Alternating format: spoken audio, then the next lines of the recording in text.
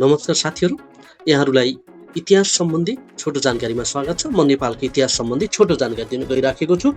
नेपालको इतिहासलाई प्राचीनकाल, मध्यकाल र आधुनिक काल गरेर 3 भागमा विभाजन गर्न सकिन्छ।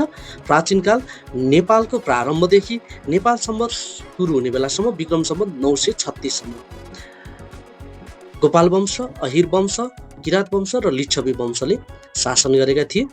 त्यसैगरी मध्यकाल विक्रम सम्वत 936 देखि 1825 सम्म अर्थात् नेपालको एकीकरण हुने बेलासम्म।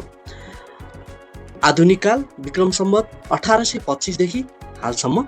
नेपालको इतिहासको औपचारिक रूपमा लेखन अङ्ग्रेज इतिहासकार विलियम कर्कप्याट्रिकले सन् 1861 मा गरेका थिए। विलियम कर्कप्याट्रिकले लेखेको पुस्तकको नाम an account of the kingdom of Nepal.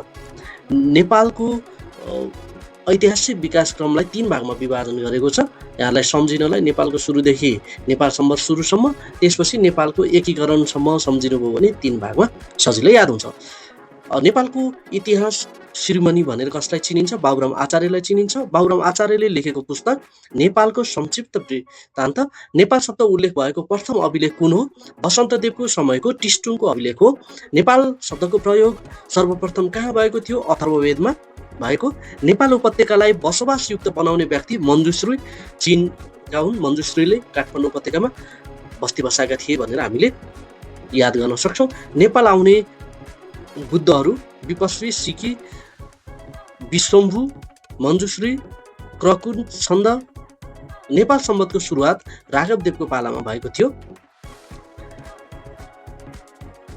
र विक्रम सम्वत 2065 कार्तिक 8 गते यसले मान्यता पाएको थियो र हाल सरकारी डकुमेन्टहरू प्रकाशन गर्दा नेपाल सम्वत पनि लेख्ने गरिन्छ। नेपाललाई कुन युगमा के भनिन्थ्यो?